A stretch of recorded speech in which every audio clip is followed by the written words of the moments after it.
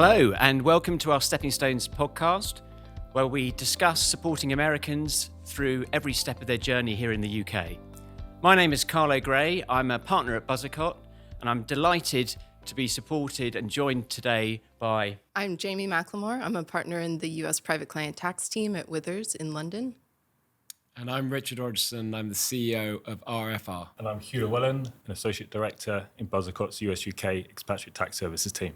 So in this episode, we're going to be discussing our client, Shirley, who is an American purchasing property here in the UK.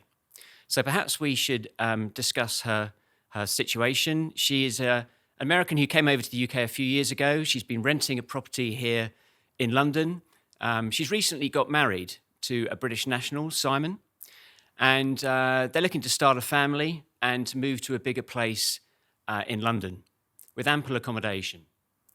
So Shirley is aware, as a result of being American, living here in the UK, that there's both US and UK tax issues to be thinking about. And in this case, Shirley is the breadwinner of the two, the major breadwinner, and she is going to be putting in the majority of the funding for the property purchase. So without further ado, perhaps, Richard, you could help set the scene with your experience working with Americans here in London, how you perceive the property market at the moment. Is it hot? Is it cold? Over to you. Thank you, Carla. I'm assuming that they're going to buy something sort of in the prime market. So I'm going to talk mainly about the prime markets in a context of where we are. And I think it's important to differentiate the mainstream market and the prime market. A lot of the noise we see in the media is about the mainstream market. The prime markets are different from the mainstream market. They're characterized by highly discretionary buyers. There's much more international buyers, almost on par with domestic buyers. There's a higher proportion of cash buyers, smaller volumes, scarcity of supply, uniqueness of properties, and a higher proportion of off-market transactions. And I think also the mainstream market is more closely correlated with GDP and unemployment, and therefore will be more affected by the economic outlook that we're seeing. In terms of the prime markets, I think actually it's a very positive outlook. And I think that picture is actually reflected globally. I think a lot of the listeners will know that in their home cities, actually there's a very positive sense of the property markets. And actually, in many ways, London has been a laggard in its growth compared to foreign cities. I think if we're going to look and understand the London market in the context of buying into it, it's good to understand the history of the last few years and briefly looking back even further. So if you look at the last 30 odd years in the London market, we saw 20 years of positive growth, often double-digit growth, uninterrupted growth, save perhaps for that global financial crisis in 2019, which was the only blip on that sort of upward trajectory. Then in 2014, we saw the market stutter, and that came about because of stamp duty increases, a very dramatic rise from 7 to 12%. I'm sure we're going to talk about that in the context of Shirley and Simon. And that stalled the market. And then we saw the sort of Brexit vote in 2016 and the political chaos that followed the next few years. And really between 2014 and 2019, London experienced a very difficult time in the prime markets. We saw transactional volumes off by 50%. We saw values fall by 20%, very generically, of course, but a broad sense of 20 to 25% falls. Now, in December 2019, the Conservative government won an election, a big majority. It cleared out two big issues for our property market. One was the risk of a socialist government, and I don't pass comment on politics, but obviously in high-value property context, a socialist government is not seen as a positive. And also, it cleaned out Brexit. And again, I'm not commenting on whether that's good or bad, but it cleaned out and resolved Brexit once and for all. So suddenly, in January, February of 2020, there was this huge surge in demand for prime property. We saw £1 billion worth of transactions, over 5 million alone, and this huge surge in demand. And that sort of indicated that the market was actually going to have a fairly strong few years. But of course, then in March 2020, COVID arrived. We had our first lockdown of 3 UK lockdowns, and our market shut down during that first period. And I think at that point, most of us were quite fearful for the market and where it was going to go and what would be everybody's priorities if and as we came out of that scenario. And we were lucky. We opened up in May 2020, one of the first industries to come out of lockdown. And we were all caught off guard by this extraordinary surge in demand for property. And that demand was partly explained by that conservative demand that I was talking about from the election. But actually, it was reinforced by this huge behavioral demand that came from our experience of lockdown. So people suddenly, the home was so important. Outside space was important. Inside space was important. Home offices were important. And that drove us to acquire properties in volumes that we hadn't really seen before. And I think, that demand was even more extraordinary because it was mostly domestic resident demand. And again, as I said at the beginning, the prime markets are driven, at least half by international buyers. So this was just domestic demand. Now, what I should say is that demand wasn't universal. And this is really important to the market going forward. It was really focused on houses and houses with large gardens or proximity to green space. That's what people wanted. Flats are out of vogue. Houses were very much the focus. In terms of values, it was interesting. In the COVID lockdown, that first lockdown, there was talk of what would the discount be? What would be the market when we came out? And then suddenly that demand evaporated any discussion around discounts. And we've just seen this real demand pushing up values in certain areas. So obviously the headline grabbing one was the escape to the country narrative. And we've seen the country market in the UK rise by upwards of 15%, depending on pockets. Cornwall, Cotswolds, places like that being particularly popular. You've seen the outskirts of London, those areas which, have the big houses, the green spaces, they've grown 5 to 10%. But even prime inner London, which is where I think Shirley and Simon might be looking, those popular areas for US buyers, Holland Park, St. John's Wood near the US school and others, they've still seen huge demand. But broadly in prime, the market's been flat in terms of growth. Now, of course, there are pockets. You might say Holland Park with its houses up 5%, Marylebone, more of a flat market, maybe down 4 or 5%, but these are marginal numbers. So really the picture for buyers is it's been flat. Now, in terms of rental stock, I'll mention that briefly as they're renting now. Rental markets have seen a big fall. Rental values fell about 20% coming out of that first lockdown.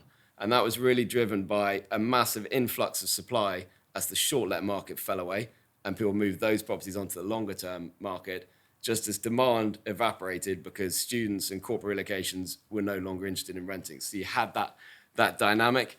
I think in terms of forecast looking forward in the market, there's a real sense of positivity.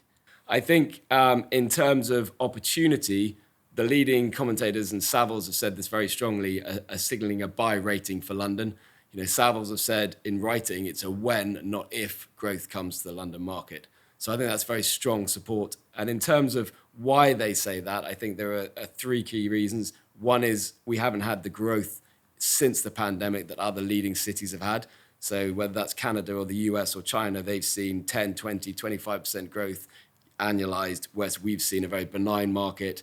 You've also seen that in prior pandemics, we've seen a market rise 60, 70% in the build-up to a crisis.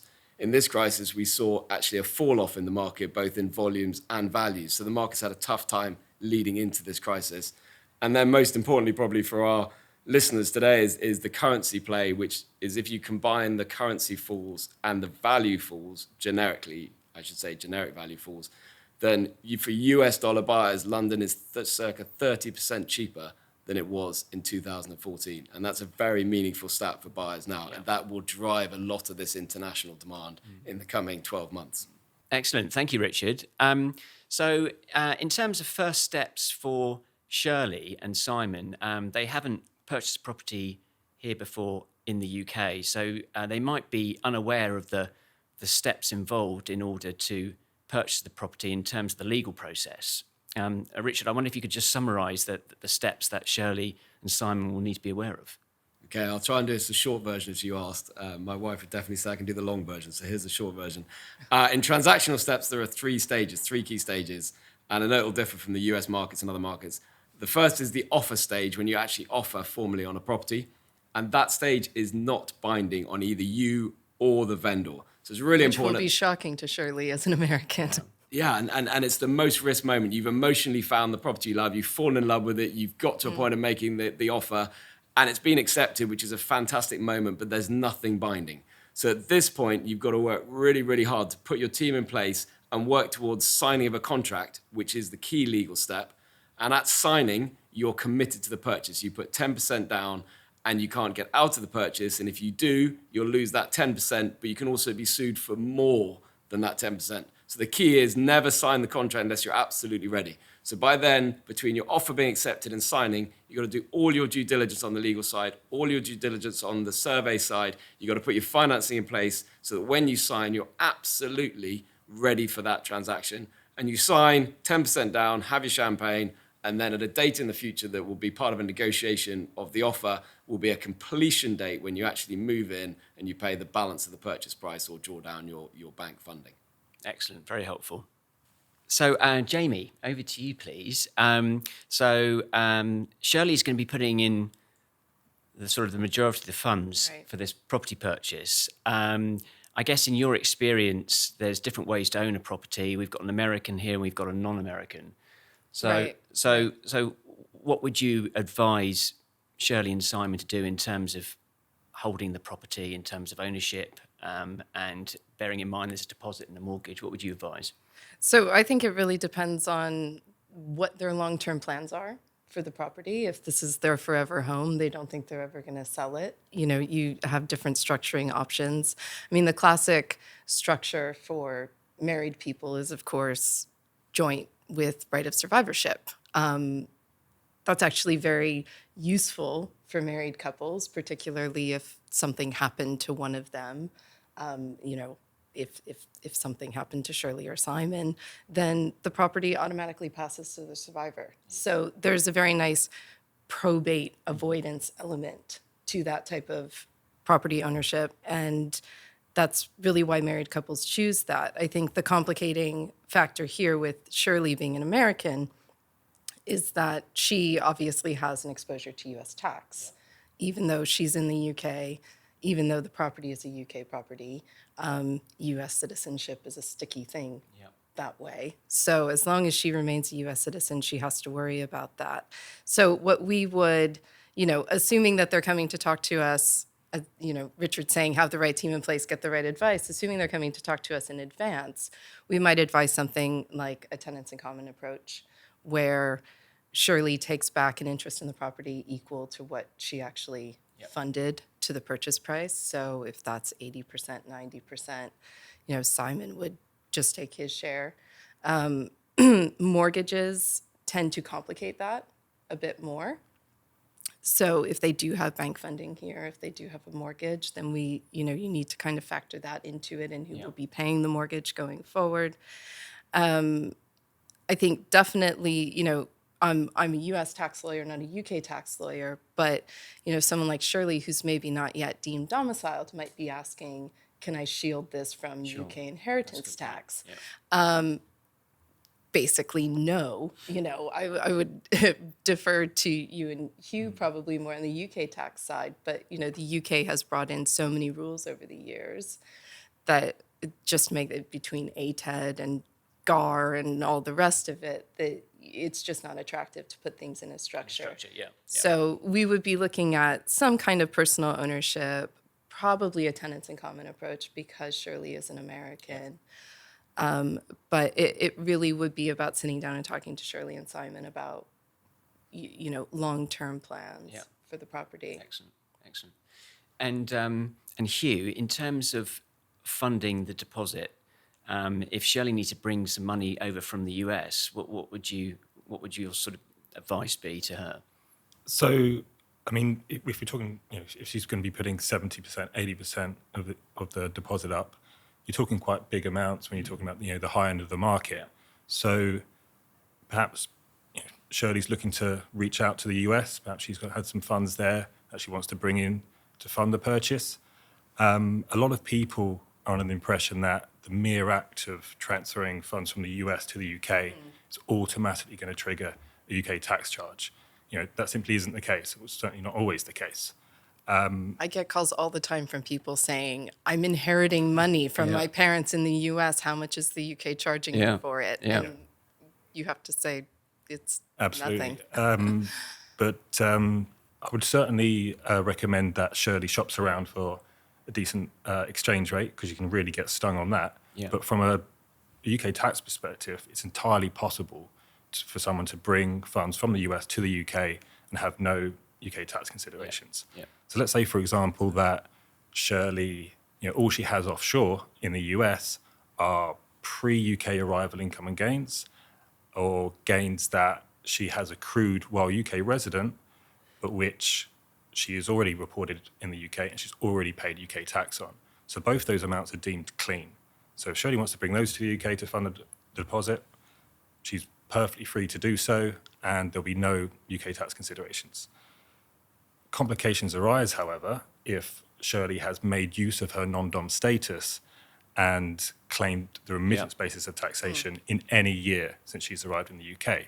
So what the remittance basis of taxation does, it enables Shirley to exclude from UK taxation offshore income and gains that she's accrued within a year of residence, as long as she doesn't bring those income and gains to the UK or otherwise benefit from them while UK resident. So that's very important, because the implications of this is suddenly, yes, she may have some clean funds, but if you've excluded amounts from UK taxation and haven't brought them into the UK, then you've suddenly got unclean funds as well as clean funds offshore.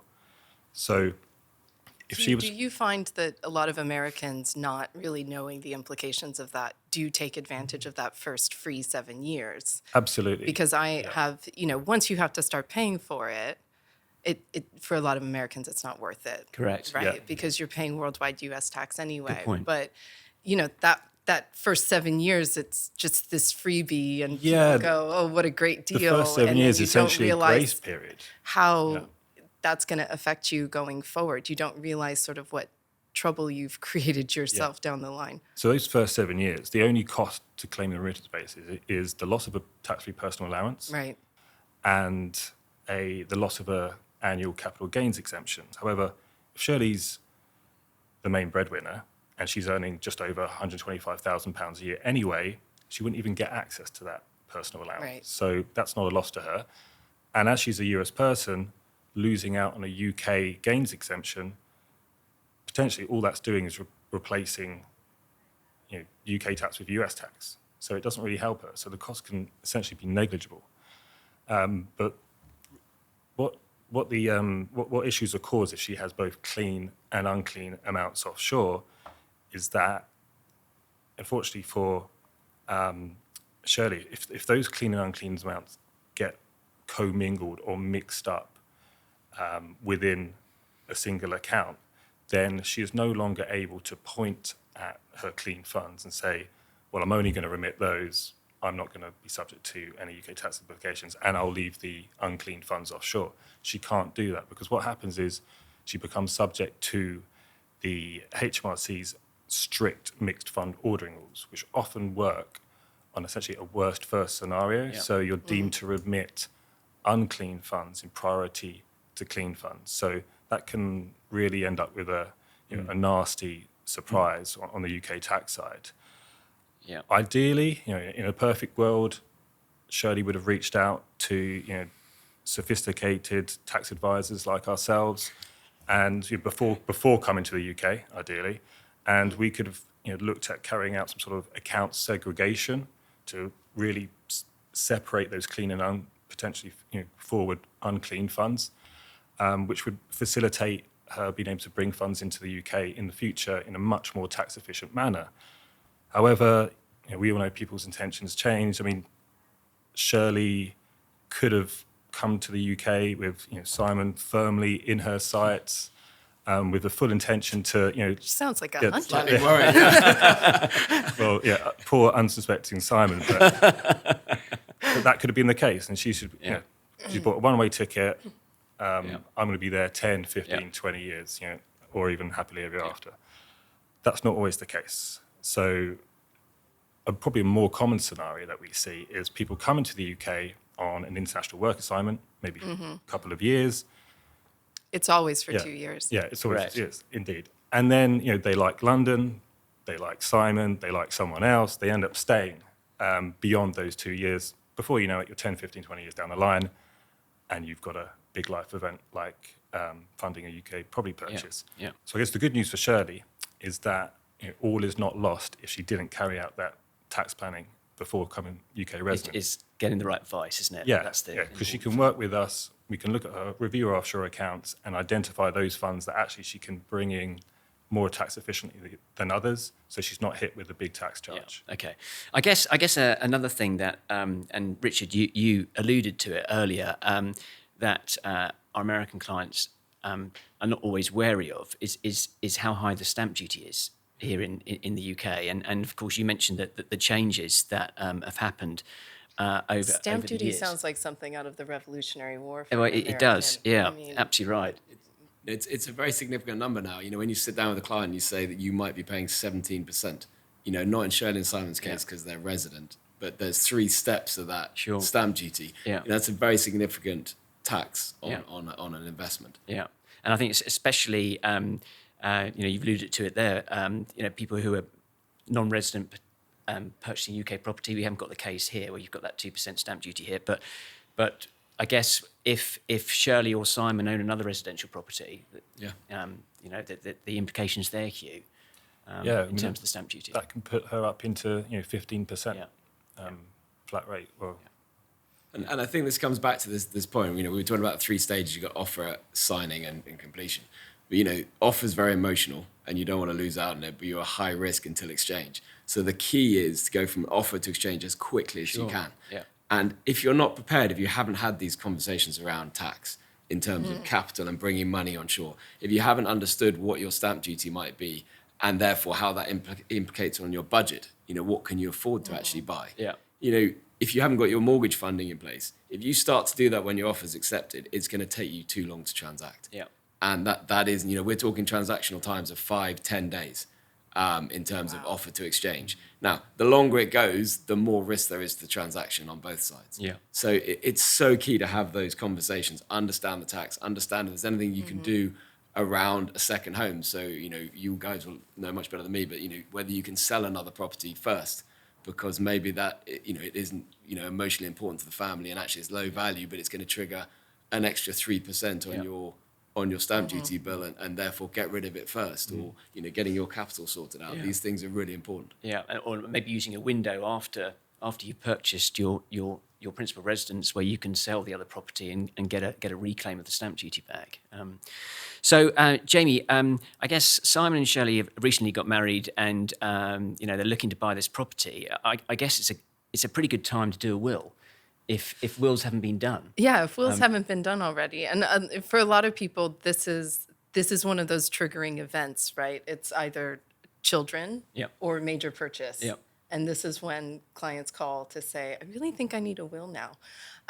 So what we were, when we were talking about the structuring options and this joint ownership with right of survivorship, which is likely to be probably inappropriate for Shirley and Simon, that wouldn't require you to have a will because that's going to pass automatically, if one of you passes away. But if we go with, this tenants in common approach where you do have effectively a divisible share of the property, it's a specific percentage, then it is important to have a will that says, yes, I want to pass my share of the property either to my spouse or to, the Battersea Cats and Dogs Yeah, home. I sure. mean, that will be interesting for the husband.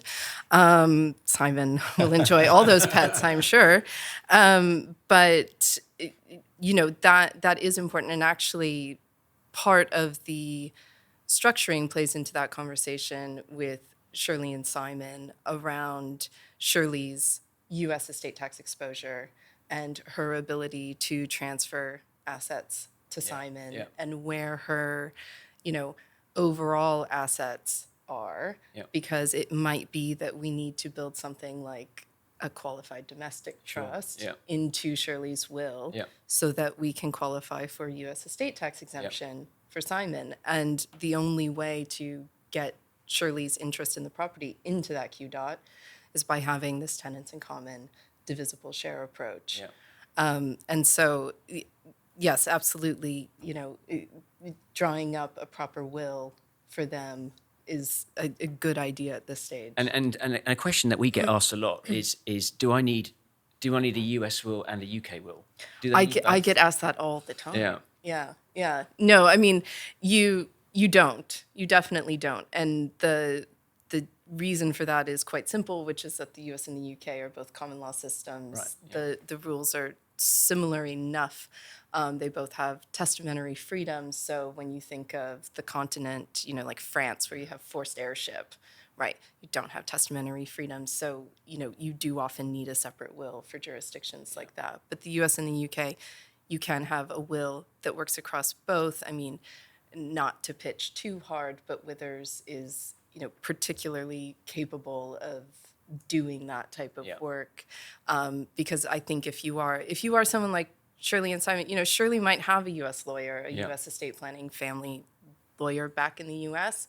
who says, yeah, that's fine, I'll do you a will, but I'm going to carve out all of your UK assets because I don't really want to touch that. And she goes to a UK lawyer who says, yeah, that's fine, but you're an American and I'm scared of you, so I'm going to carve out all of your US assets. Yeah. And sometimes those wills work, but sometimes they don't. And sometimes I had a client who came in and said, I have two separate wills. And I said, well, one of them actually revoked the other. Oh, right. Okay. So you only have one will, but you're actually intestate in the US Yeah. now. And that was quite shocking. So there are dangers to that approach. And I think what we try to do as much as possible is do a single will so that there's no inconsistency across, the US and the UK. Good. Yeah, thank you. So the next step for Shirley and Simon, they purchased their property. They're very happy living there. They are paying a mortgage on the property. Hugh, perhaps you could tell us about the tax reliefs that are available in the US for Shirley paying Yes. the mortgage. So although you don't get any tax relief in the UK, in the US you do actually get a deduction for the interest, or potential deduction for the interest, but it's limited to the first $750,000 of debt. So although that goes in as an itemized deduction, there's been a general sort of attack on itemized deductions that was introduced a few years back by the Trump administration. Yeah. So although typically we used to see a lot of people benefiting from this, nowadays with the increase in the standard deduction and the large decrease or cap of the SALT, state and local taxes deduction, you don't see many people, or you certainly see fewer people taking a benefit for this. Yeah. Another point on mortgages that could be helpful for relief purposes, and this is something that, Jamie, you mentioned earlier, UK inheritance tax. The mere Right. mention of UK inheritance tax to a US person is enough to sort of strike fear into their heart. Make them move to Jersey, Indeed. as clients have done. So the reason why that is in the US you're benefiting from a 11.7 million US estate tax exemption. Compare that to the measly £325,000 IHT exemption that we have on this side. That's a huge delta. Fortunately for Shirley, she's not going to be subject to UK inheritance tax on her worldwide estate until she's been resident in the UK for at least 15 out of the last 20 UK tax years. However, before then, if you've got UK property, UK cited property, which this home will be, then that automatically comes within the scope of UK inheritance tax. Yeah. So if we're talking about a high value property here, any way that Shirley can reduce that exposure, and Simon as well, because it's something for both of them, will certainly be worthwhile. And one of those ways is by taking out a mortgage on that property, because that reduces the value of the property. That's subject to UK inheritance tax, and is a clear saving. So slightly going back to the funding of the property, this may mean that she has to bring in less funds from the US to the UK to fund the purchase of the property, which means that she's having less UK inheritance tax exposure. Yeah. And again, I appreciate I keep banging the drum about being ready and prepared. But my understanding is if you're going to use that debt as a mitigant for inheritance tax, it needs to be in place at completion. So it can't be a refinancing down the line of your equity. It needs to be in place at completion. Absolutely. And another consideration when taking out a mortgage for a UK home, typically you're taking out a sterling mortgage. So sterling mortgages can give rise to what's known as a foreign exchange rate gain for US purposes. The dreaded foreign exchange rate gain, as some people refer to it as. So this happens because I'm going to keep the math simple for Yep. Carla's benefit. So if we take out a mortgage of £100,000 sterling, Yep. when the exchange rate was 1.8 to 1. Yeah. The good old days, Yeah. as I call them. So from an IRS perspective, of course, everything happens in dollars. Shirley has taken out a debt of $180,000. Yep. What happens when if the You can say when. Yeah, It yeah, did happen It here. did happen. So what happened was, obviously, in the last few years, the dollar has strengthened against the pound. If she was to redeem that mortgage, pay it back, and the exchange rate is 1.3, then the IRS will say, well, well done, congratulations, you've made a $50,000 gain because it's only cost you $150,000 to repay back that mortgage. And this is a paper gain, Hugh, isn't it? Absolutely, Yeah. absolutely. And this may happen on full redemption, as in on sale of the property, Yeah. but it also may happen due to the mechanics of refinancing. Yeah. Because Right. often when you refinance a mortgage, there is a proper redemption, but potentially all that's happened is you're rolling it over. Yeah. So you don't have anything, any cash gain out of it in your hands. But from a US perspective, you've created a $50,000 gain. Yeah. And not only that, they're not going to tax it as a long-term gain. They're going to tax it as ordinary income. So up to 37% currently, but if Biden has his way, up to 39.6%. We So saw that's- this with a lot of clients in the last few years when interest rates in the UK came way down. Sure. And they all said, I'm going to refinance my mortgage because I'm going to get a much better interest rate.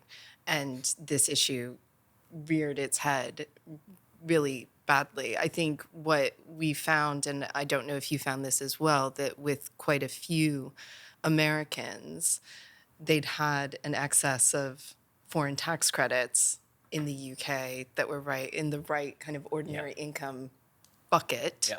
so that at the end of the day, maybe they didn't owe a huge amount of US tax, but that was still something that needed to be worked through and thought through very carefully. Absolutely. If you're working with sophisticated advisors, we can actually nurture the right foreign tax credits over the Right. years.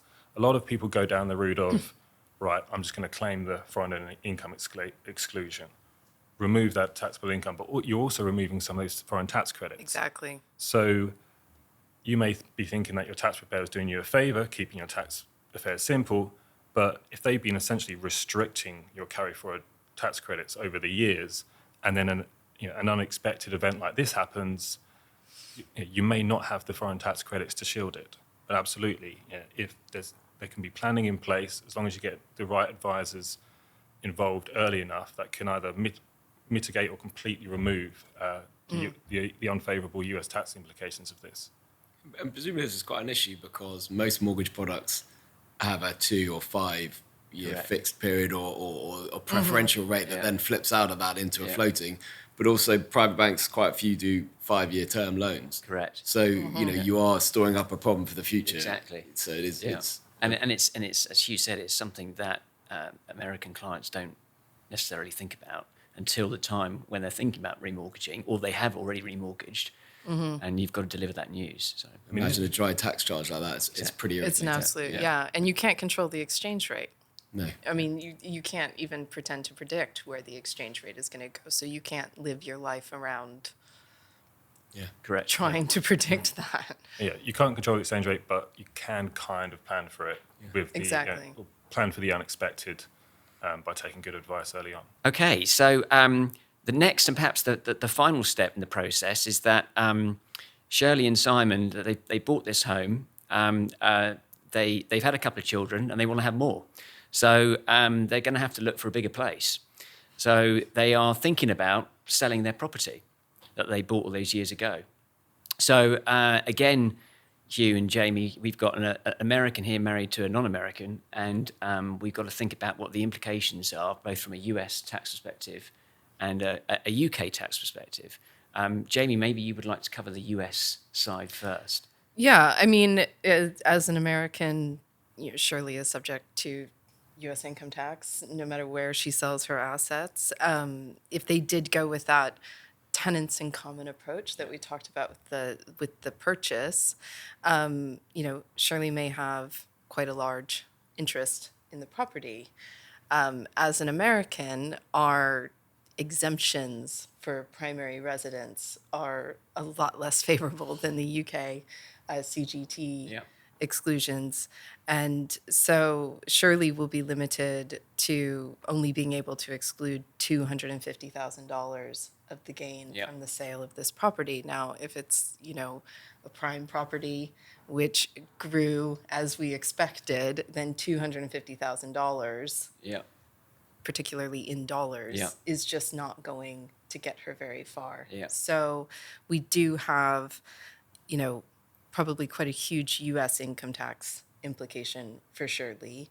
When we were structuring the property, and if Shirley was taking that much larger interest in the property because of her contribution, we probably would have been advising her that over the years, make some annual gifts to Simon. That's either using the increased sort of U.S. spousal Yep. gift exemption amount Yep. that she has, because Simon is not an American, so she can't just transfer assets to him completely without tax. And in that way, we may have shifted more of the value of the property over to Simon, and particularly over a longer term, if they held on to the property for 10, 15 years, you can shift a lot of Yeah, value sure. through these annual gifts. And that's actually pretty simple, low-tech planning. Yeah. But can have a big impact on the back end, Yeah. where you're facing the U.S. income tax charge, and allows Simon then to hopefully take advantage of the more generous UK capital gains tax regime. And Jamie, you allude to a very good point there about the $250,000 exemption. So Yes. so here, we've got a property that's been bought in sterling. Yeah. So I guess it's the same sort of thing as Hugh was saying earlier. Depending which way the exchange rate goes, can Oh, absolutely. I mean, really cause that $250,000. you have people who I have to. I know you were making fun of Carlo for not understanding math, but I always have to think through this to make sure that. But you do have people who are selling locally at a loss, but with a gain. Sure. Just because of the Exchange rate. exchange rate. Yeah. And yes, absolutely. So it's another thing to bear in mind. And then Hugh, on the UK side, so Jamie's given us a very good understanding of the US side. How does it work on the UK side? Yeah, so I guess as we've got a UK property here, I think the first jurisdiction you should sort of think about is the UK, because they're going to have the first right to tax if there is a tax charge due. In the UK, you have a private residence relief, extremely generous, certainly encourages home ownership.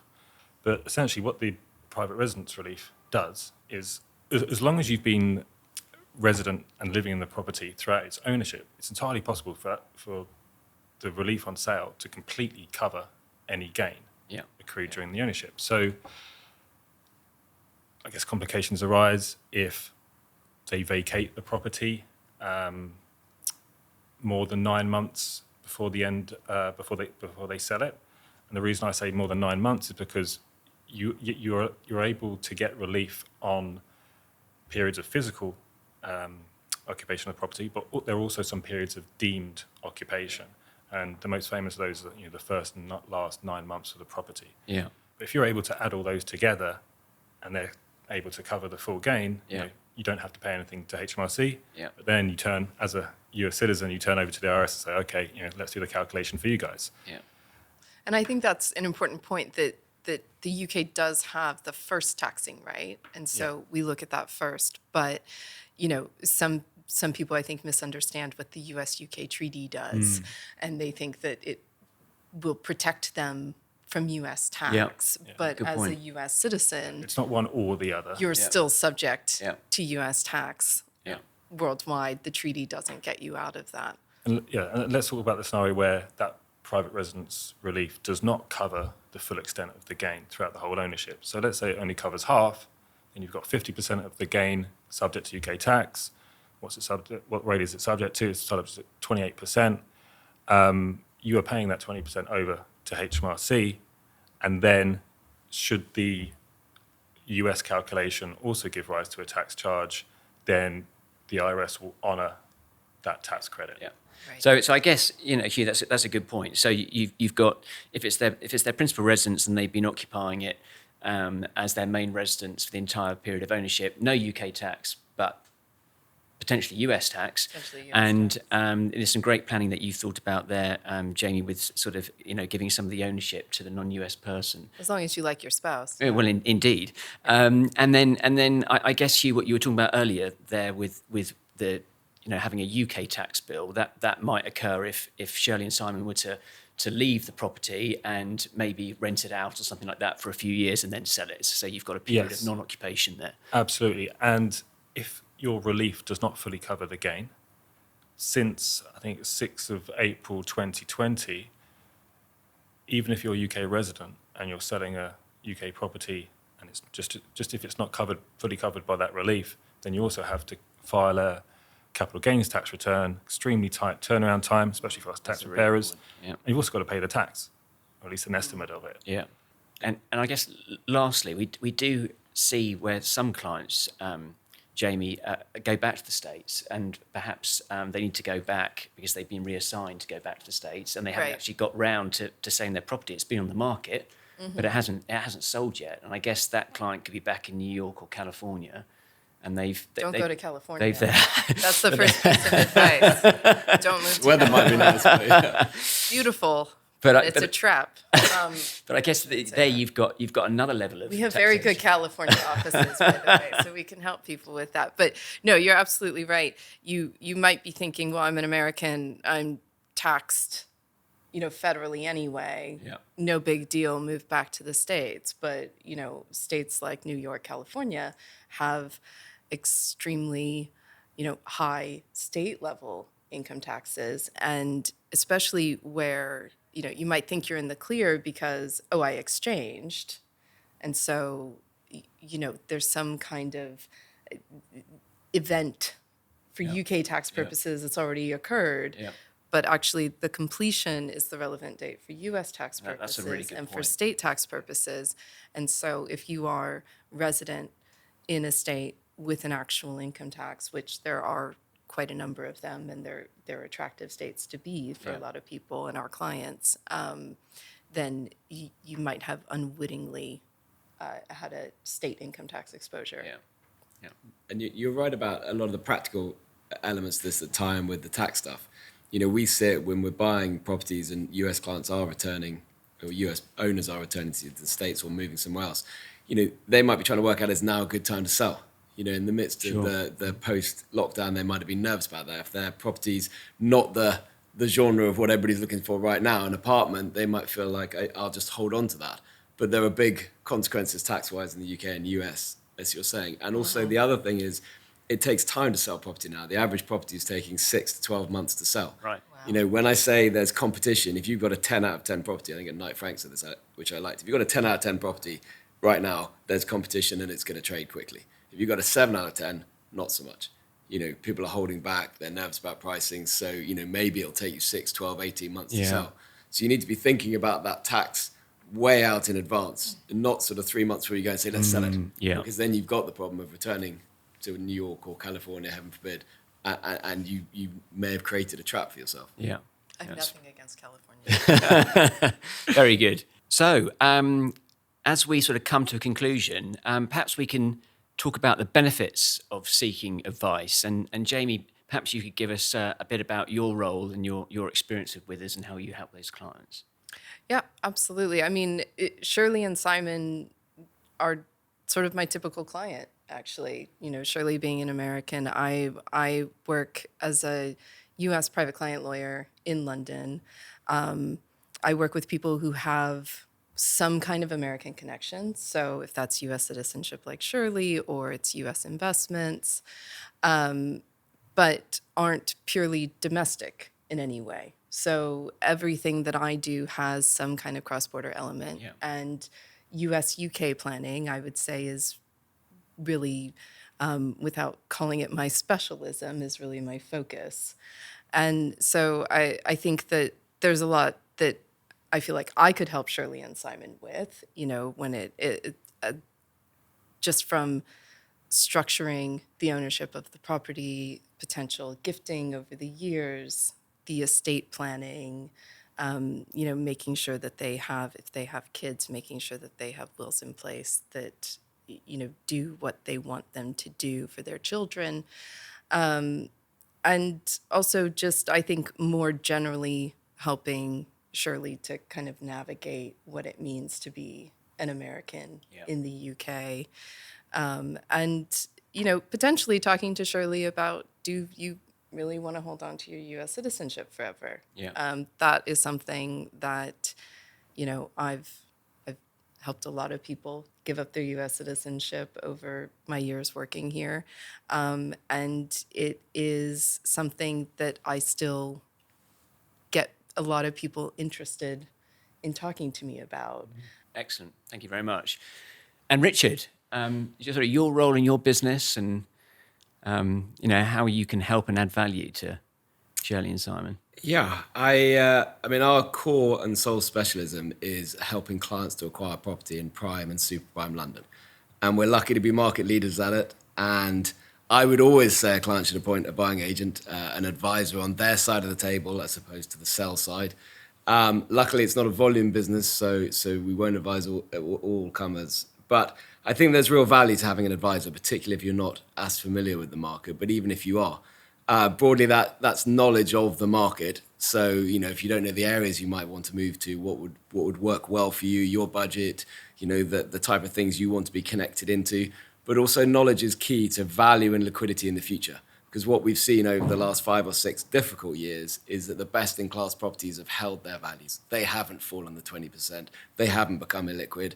The sort of middle market is more challenged, and there's some truly dreadful properties at the bottom, which we hope your clients and certainly our clients would never buy, and they might be off 40, 50%. So that knowledge piece is key. I think access is very important in this market. Most, if not all, of the properties we buy are off-market, and there's a whole podcast on what off-market means, so I won't say that now, but it's the properties we buy, the best properties are not on the portals. They're not on Rightmove. They're not on Zoopla. So, that access piece is all about credibility. Now, we bring credibility to our buyers, but if a buyer's not represented, it's very important they make sure they're credible buyers. I think then it's about value and offer and strategy around that and negotiation, and there's lots to that as well. But don't just discount the asking price. We will give clarity to what a property is actually worth. And that gives you strength and confidence in negotiation. It also helps to understand how a bank valuation may play into that and so forth. And then there's the transactional elements we talked about, managing through that stage of offer to exchange and winning those competitive processes and delivering on the due diligence phase and through to completion. So, we bring that for buyers we represent, and I think that gives them a huge advantage in the market. But I'm also always happy to talk to your clients and give them a sense of the market and if they're gonna embark on a purchase. And I guess in your role, Richard, you're sort of bringing the right people around the table in this sort of predicament. Yeah, and I feel like that's going to be the sort of the thing at the end of the podcast. People will say, I wish he hadn't kept saying that, but I keep saying it. Yeah. Preparation in this market is absolutely critical. Unique properties and best in class are competitive. And, we did one recently in Holland Park. There were 6 cash buyers. It was in the high teens. And, you've got to be ready to transact and you've got to show your deliverable. So there's no point then having a conversation about, I need some financing. Which bank shall I talk to? Or, where can I get my capital? Is it clean, unclean? Yeah. Have I thought about the will? Have I thought about all those other things that we've talked about? Yeah. That is too late to be having that conversation then. Yeah. You need to have it before then. And so, getting the right team around you of good advisors, and we've seen that as well when it comes to a sale or letting or anything else, is fundamental. Good advice. And Hugh? Yes, so I think from what we've discussed today, there's certainly many aspects to this.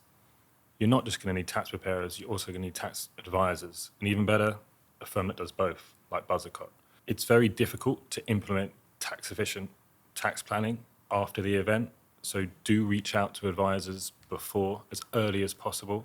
That's absolutely key because you're going to save money and you're going to be able to plan for every eventuality, and also plan flexibility into your plans because everyone knows real life is not a case study. Intentions change, and then change again. And as a general note, I would just say get the right advice from the right people because it can really help to reduce the stress of big life events like buying your first home. Well, thank you very much to our speakers today for all their interesting insights, and thank you to our listeners for tuning in. Plan your next step by listening to our podcast series, which includes various topics from moving to the UK to setting up a business and much more. Thank you very much, everyone, for joining us today. Thank Thank you. This Stepping Stones podcast is brought to you by Buzzacott, a top 20 UK accountancy firm based in London with a team in Hong Kong specialising in US and UK tax, financial planning, corporate business services and audit.